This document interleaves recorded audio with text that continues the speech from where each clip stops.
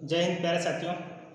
आज BSc agriculture 6 semester का जो पेपर है मैनुअल फर्टिलाइजर्स का, उसके जो है इम्पोर्टेंट प्रश्न आप लोगों को कराएंगे। जो पेपर में छपने वाले अच्छे प्रश्न हैं वही प्रश्न आप लोगों को कराएंगे, ठीक है। सीधी बात, नो बकवास, ठीक है। अच्छे से प्रश्न कराएंगे। चलिए आ जाइए सभी लोग। स्टेम मिलोनोसिस नामक बीमारी गेहूं में किसकी कमी से प्रकट होती? तो यह बीमारी किसकी कमी से प्रकट होती है? कापर की कमी से जो है बीमारी प्रकट होती है। अगला प्रश्न देखिए, कौन सा तत्व यूरेनियम एंजाइम का धातु एक घटक है? कौन सा एंजाइम जो है धातु घटक है? तो निकल हो जाएगा इसका राइट। अगला प्रश्न देखिए, किस क्ले खनिज की धनात्मक विनिमय क्षमता से अधिकतम जो है होती है? इसका राइट आंसर क्या हो जाएगा? वर्मीकुलाइट, ठीक है। अगला प्रश्न देखिए, डीएपी में फास्फोरस अंश का जो है कितना % होता है? डीएपी में फास्फोरस का अंश कितने % होता है? इसका राइट आंसर क्या होगा? चलिए देखिए इसका राइट आंसर क्या हो जाएगा। इसका राइट आंसर हो जाएगा 20%, ठीक है। 20% आपका राइट आंसर हो जाएगा। अगला प्रश्न देखिए, अगर मृदा का कण घनत्व 2.6 और स्थूलता घनत्व जो है तो इसकी सरलता कितनी होगी? चलिए इसका राइट आंसर क्या होगा? तो इसकी सरलता 50% हो जाएगी। अगला प्रश्न है, सिंगल सुपर फास्फेट का रासायनिक सूत्र क्या है?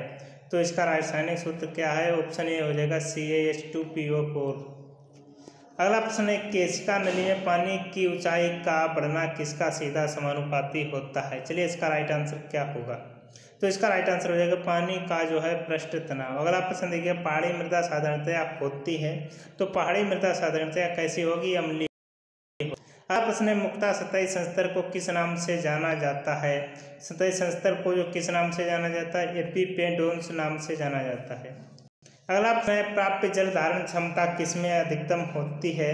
इसका राइट आंसर क्या होगा? इसका राइट आंसर हो जाएगा ऑप्शन ए क्लेलोम में। अगला प्रश्न है, कोलाइड क्ले कण का आकार किससे कम होता? राइट आंसर क्या होगा? इसका राइट आंसर हो जाएगा 0.002 मिमी से कम। अगला प्रश्न देखिए आप लोग जल्दी से, पोडजोलाइजेशन प्रक्रिया में मृदा किसका संग्रह होता है? मृदा में जो है किसका संग्रह होता है? इसका राइट आंसर क्या होगा? इसका राइट आंसर हो जाएगा ऑप्शन ए सिलिका का। अगला प्रश्न है, ऐसी चट्टानें जिसमें 65% से अधिक सिलिका ऑक्साइड SI2 होता है की प्रकृति होती है, इसकी प्रकृति होगी कि कैसी होगी? तो इसकी प्रकृति है अम्लीय होगी। अगला प्रश्न है, मृदा में लगभग कितने % सिलिका होती है? मृदा में लगभग कितने % जो है सिलिका होती है? तो 27% होती है। अगला प्रश्न है, मृदा वायु में नाइट्रोजन की सांद्रता जो है कितनी होती है? तो इसका राइट आंसर क्या हो जाएगा? तो होगा 78%। अगला प्रश्न देखिए, निम्नलिखित में से कौन सा सही सुमेलित नहीं है? निम्नलिखित में से कौन सा सही सुमेलित नहीं है? तो देखिए केओलिनाइट जो है फास्फोरस, इलाइट जो है ये वाला सुमेलित नहीं है। मोंटोमोलियम जो है पोटेशियम मैग्नीशियम, वर्मीकुलाइट मैग्नीशियम, तो ऑप्शन आपका बी सही है। अगला प्रश्न है, गेहूं की फसल के लिए मृदा में उपलब्ध जो है आल्फा फास्फोरस की क्रिस्टल लिमिट होती है, तो इसका राइट आंसर क्या होगा? चलिए देखिए इसका राइट आंसर क्या होता है। तो इसका राइट आंसर होगा 10 किलोग्राम प्रति हेक्टेयर। अगला प्रश्न देखिए आप लोग जल्दी से, मुनसेल कलर चार्ट में लगभग कितने % रंग के पेपर और चिप्स होते हैं? रंग के पेपर है जो है चिप्स होते हैं, इसका राइट आंसर क्या होगा? चलिए देखिए इसका राइट आंसर क्या होगा? इसका राइट आंसर हो जाएगा 175। अगला प्रश्न देखिए, एक परिपक्व वाष्प के पौधे के ऊतक में लगभग कितने % प्रोटीन होती है? लगभग कितने % जो है प्रोटीन होगी? तो इसका राइट आंसर हो जाएगा 1 से 15, ठीक है। अगला प्रश्न देखिए, नमी तुल्यांक किसने दिया था? नमी तुल्यांक जो है किसने दिया था? तो ये दिया था आपका ब्रिंग्स और मैकलेन ने 1907 में। अगला प्रश्न है, मृदा का वर्गीकरण निम्नलिखित वर्ग और मानचित्र इकाई जैसे कि मृदा प्रकार और मृदा अवस्था तक करने के लिए कौन सा मृदा सर्वेक्षण अपनाते हैं? इसका राइट आंसर क्या होगा? चलिए इसका राइट आंसर देखिए, तो इसका राइट आंसर विस्तृत सर्वेक्षण, ठीक है। विस्तृत सर्वेक्षण आपका राइट आंसर हो जाएगा। अगला प्रश्न देखिए, फ्लोरेपेटाइट किसका मुख्य स्रोत है? फ्लोरेपेटाइट किसका मुख्य स्रोत है? तो ये हो जाएगा फास्फोरस का।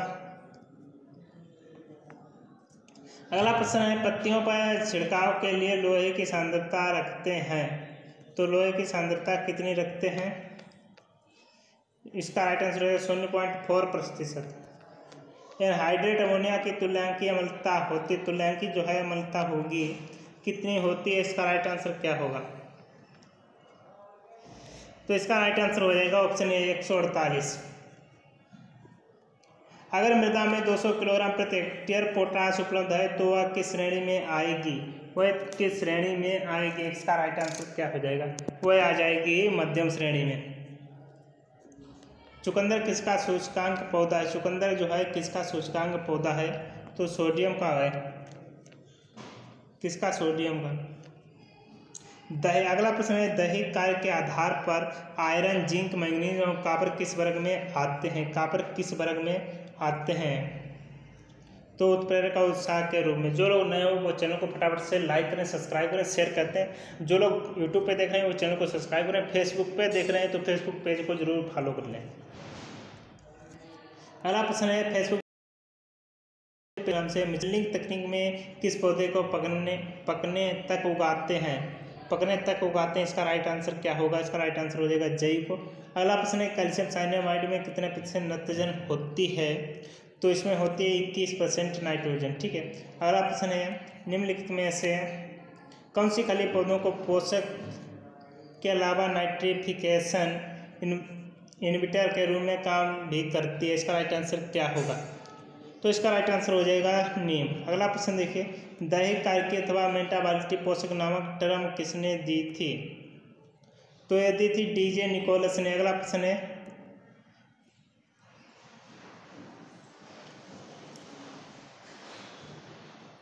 चलिए आप लोग जल्दी से बताइए, चैनल को सब्सक्राइब करें, फेसबुक पे टीचिंग क्लास 123 को जल्दी से फॉलो कर दें। चलिए आज के लिए जय हिंद, मिलते हैं नेक्स्ट टाइम के लिए, तब तक के लिए टाटा बाय बाय। सभी लोग जल्दी से शेयर करें।